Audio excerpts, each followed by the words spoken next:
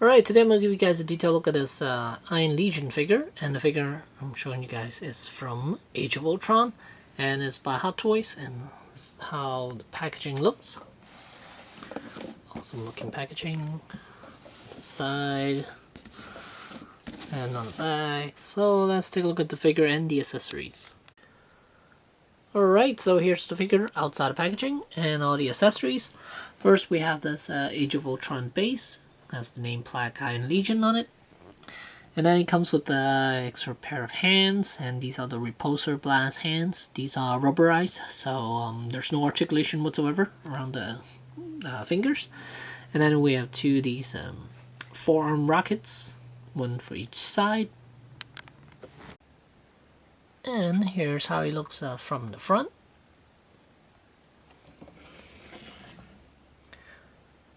From the side, and as you can see, he is very skinny because he's not actually a suit with a person inside. He's just a robot.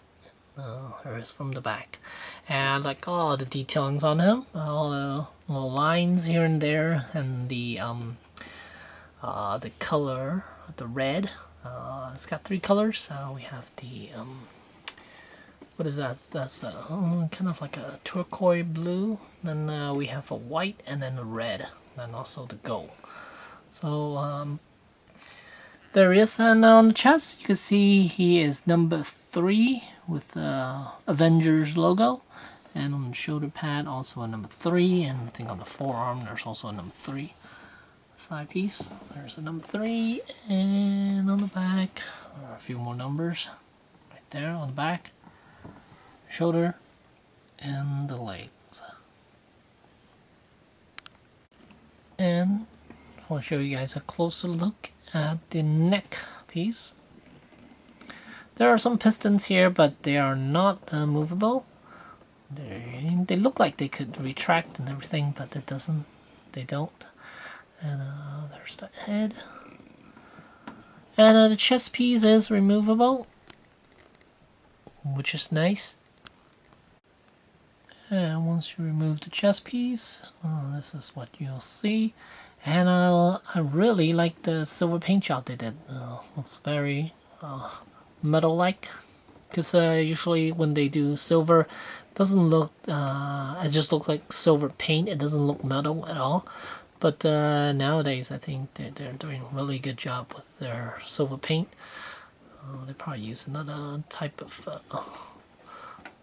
paint where it actually looks like it's metal.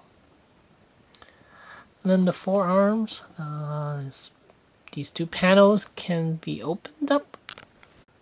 Once you remove the two panels, you will see this compartment right here is where the batteries are housed. And there's the on-off switch. And I've noticed they don't use screws anymore. Well, here they do, but the battery compartments, they don't.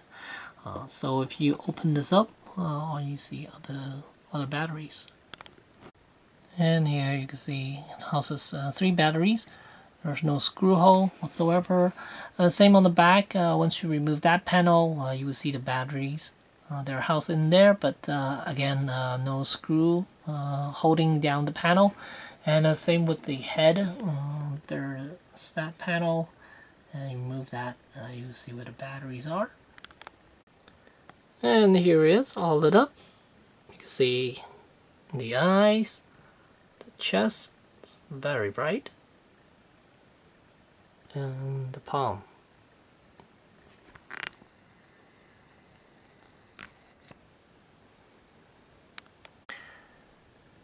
Here it is with the Forearm Rocket, and basically, yeah, it's just a attachment.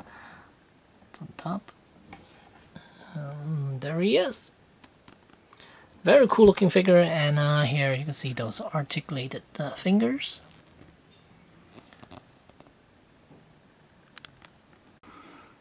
And as far as articulation, he has a great range of motion, mainly, especially for the head.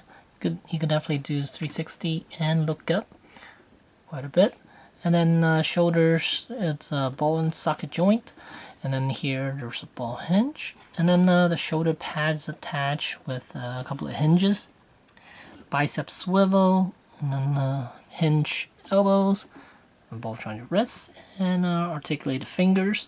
And as far as the waist, as far as the chest, there's a ball joint.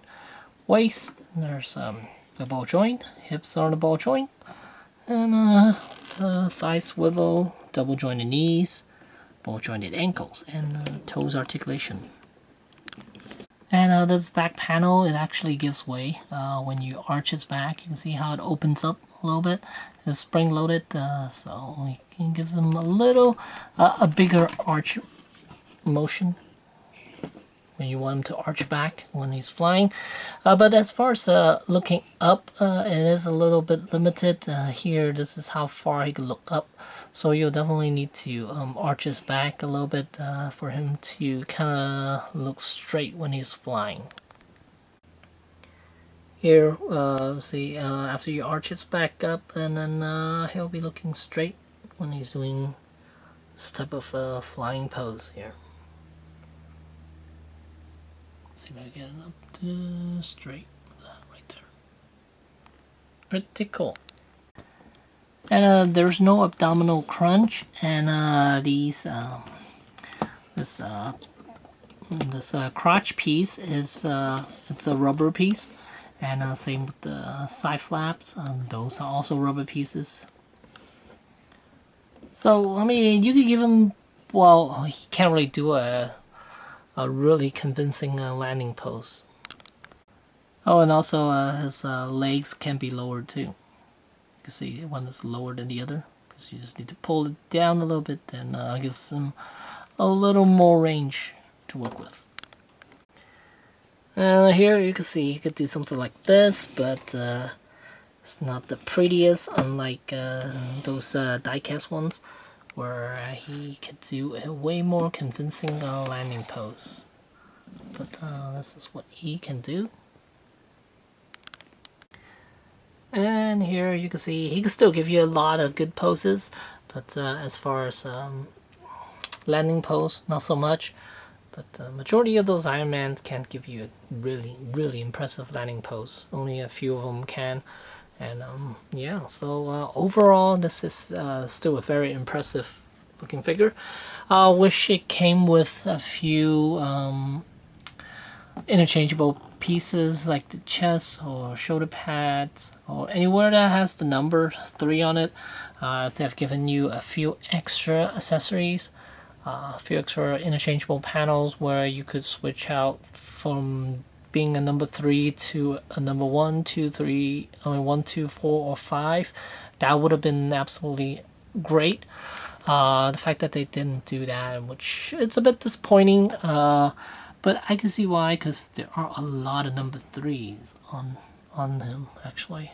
I noticed the arm, the hands has the number on it, the forearm piece, the chest piece, shoulder pieces, and the thighs, and the calves, even the shoes. They all got the number 3 on it. So if they were to give you a lot of interchangeable parts, then this thing will cost quite a bit more. But I don't know. I like it, and if it's cheaper, if I see it for cheaper, I might be tempted to get another one just so I could customize it to another number or something, or just one that could when the Mark 1 Ultron comes out, then I could have 2 of them standing behind him or something. That would be very nice. But as of right now, yeah, this is what I'm gonna do. I'm just gonna keep this one, and I'm not gonna buy another one unless I see it for really cheap. And one thing I really like, it's the backside, because there are a lot more intricate details here than on the front.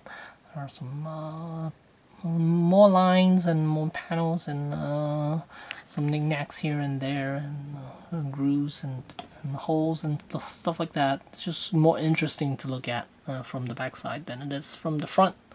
Because from the front he looks kind of plain. See, yeah, chest and the abdominal area looks kind of plain.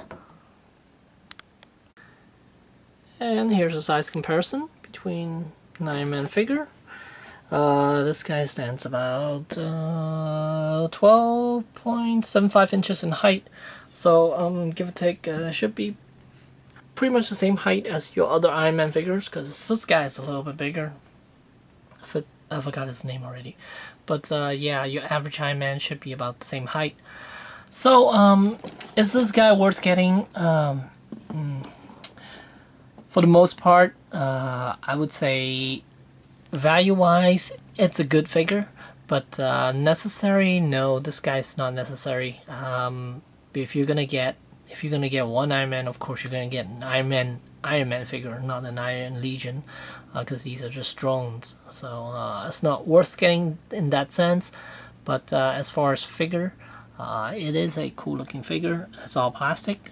There's no die-cast pieces for this guy at all, so yeah, it saves you a little bit on that.